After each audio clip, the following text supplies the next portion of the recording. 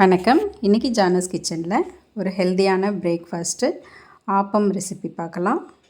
சாஃப்டாக பஞ்சு மாதிரி ஆப்பம் எப்படி செய்கிறதுன்னு பார்க்கலாம். நான் அதுக்காக 1 கப் அளவுக்கு இட்லி அரிசி எடுத்திருக்கேன். இது 200 கிராம் இருக்கும். அது கூடவே 1 கப் அளவுக்கு பச்சரிசி, அதுவும் 200 கிராம் அளவுக்கு தான். 3/4 டேபிள் ஸ்பூன் அளவுக்கு உளுந்து போட்டுக்கிறேன். கொஞ்சமாக வெந்தயம் போட்டுக்கிறேன். இதெல்லாம் நல்லா கழுவிட்டு 3லேருந்து 4 மணி நேரத்துக்கு ஊற வச்சுக்கிறேன். இந்த மாதிரி நல்லா ஊறினதுக்கப்புறம் இதெல்லாம் மிக்ஸி ஜாரில் சேர்த்துக்கலாம். இது கூட 3 டேபிள் ஸ்பூன் அளவுக்கு துருவின தேங்காய் சேர்த்துருக்கேன். இந்த தேங்காய் கொஞ்சம் நெத்தாக இருந்தால் நல்லாயிருக்கும். அது கூடவே 3 டேபிள் ஸ்பூன் அளவுக்கு வடித்த சாதமும் சேர்த்துருக்கேன். இதெல்லாம் சேர்த்துட்டு நல்லா நைஸாக இந்த மாதிரி அரைச்சி எடுத்துக்கலாம். நைஸாக இருக்கணும் மாவு. இதை ஒரு பாத்திரத்துக்கு மாற்றிக்கிறேன். மிக்ஸி ஜாரை கழுவி கொஞ்சமாக தண்ணியும் சேர்த்துக்கிறேன். இப்போ இதில் டேஸ்ட்டுக்கு தகுந்த மாதிரி கல் உப்பு சேர்த்து கையாலே நல்லா கரைச்சி விட்டுக்கிறேன். இந்த மாதிரி கரைச்சிட்டு இதை குறைஞ்சது ஒரு 8 மணி நேரம் புளிக்க வச்சுக்கணும். இப்போ மாவு புளித்த பிறகு அதை கலந்து விட்டுக்கலாம்.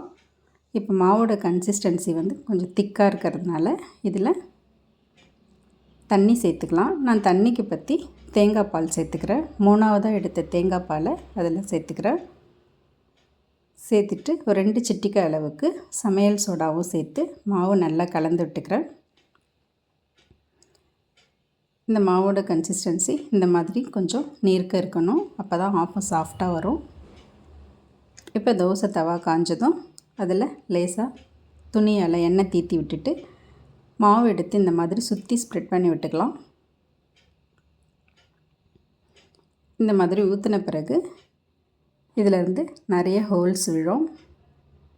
இந்த மாதிரி நிறையா ஹோல்ஸ் பபிள்ஸ் வரும்.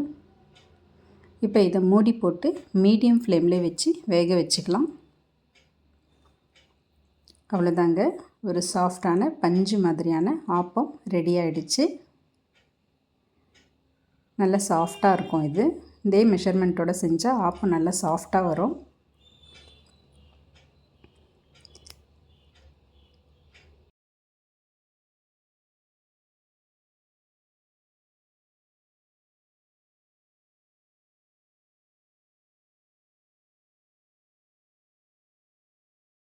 இப்போ இந்த ஆப்பத்துக்கு பெஸ்ட்டு காம்பினேஷன் தேங்காய் பால் தான். நான் தேங்காய் பால் வச்சு தான் சர்வ் பண்ணியிருக்கேன். தேங்க்ஸ் ஃபார் வாட்சிங்.